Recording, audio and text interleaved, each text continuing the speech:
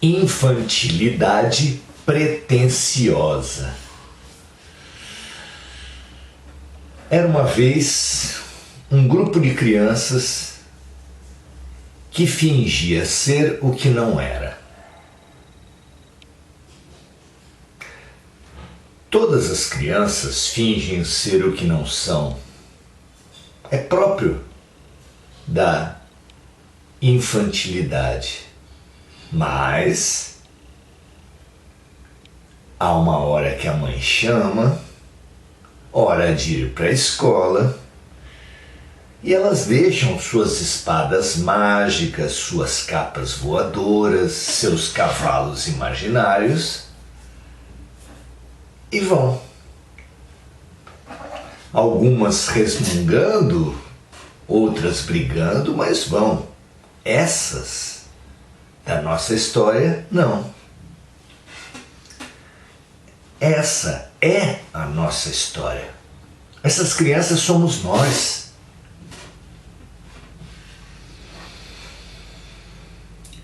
Acabamos delirando,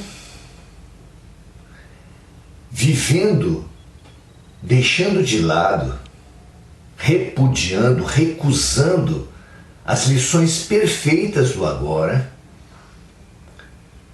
por causa das fantasias, afundados nas fantasias de passado e de futuro que não existem, que só existem nas nossas mentes,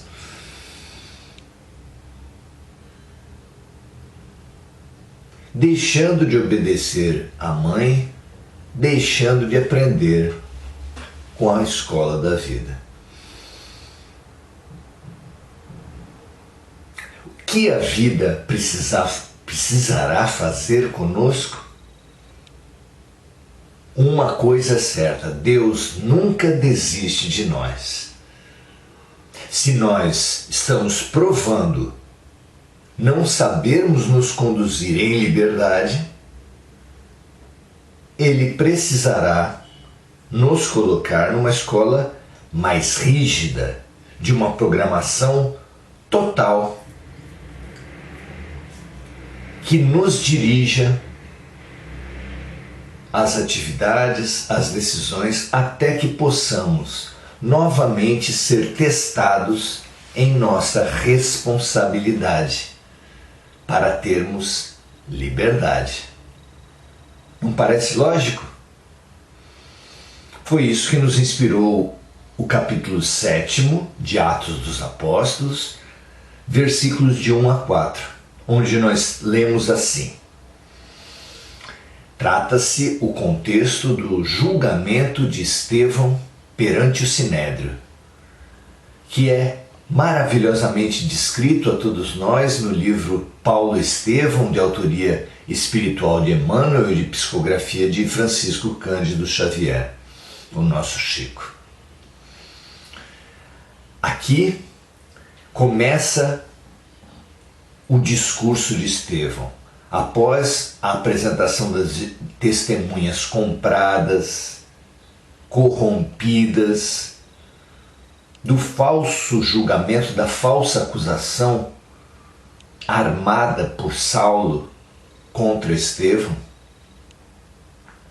Aqui ele começa o seu discurso e nos traz uma possibilidade fantástica de reflexão sobre como Deus tem nos conduzido, por que isso acontece, como nós podemos ver e aproveitar essa situação sem que permaneçamos, teimemos nessa criança pretensiosa que temos sido até agora. E disse o sumo sacerdote: porventura é isso assim? Depois das acusações, das testemunhas. E ele, Estevão, disse: homens, irmãos e pais, ouvi. O Deus da glória apareceu a nosso pai Abraão, estando na Mesopotâmia, antes de habitar em Harã. E disse-lhe: sai da tua terra e dentre a tua parentela, e dirige-te à terra que eu te mostrar. Então saiu da terra dos caldeus e habitou em Harã. E dali, depois que seu pai faleceu, Deus o trouxe para esta terra em que habitais agora.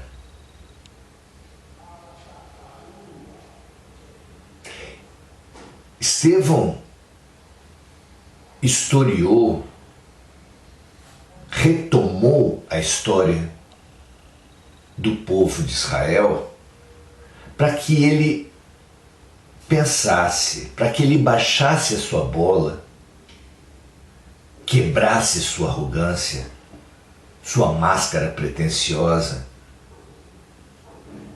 que o levou e que o levará ainda a tantos erros ao longo da história. Quebrar a cerviz, diminuir a máscara, ganhar e conquistar a humildade.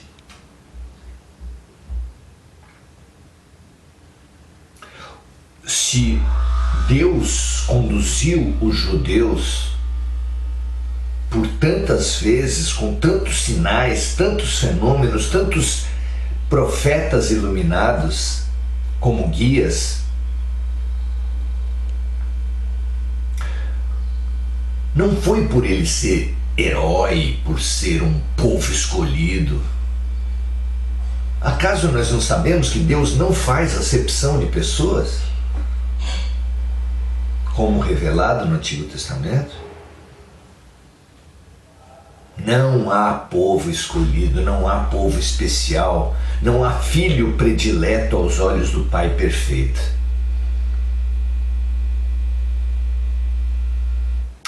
O que ele precisou fazer isso, nos conduzir, nos dar sinais evidentes, fazer grandes milagres, por causa da nossa infantilidade pretensiosa. Ele sabia que nós, como crianças medrosas e inseguras, precisávamos de atenção. Mas ele se preocupou muito, e se preocupa ainda agora, com as crianças que se identificam, que se enrijecem, que se arrogam ser aquilo que era para ser só uma brincadeira, só uma fantasia, só um experimento, um exercício para o protagonismo da vida. Não.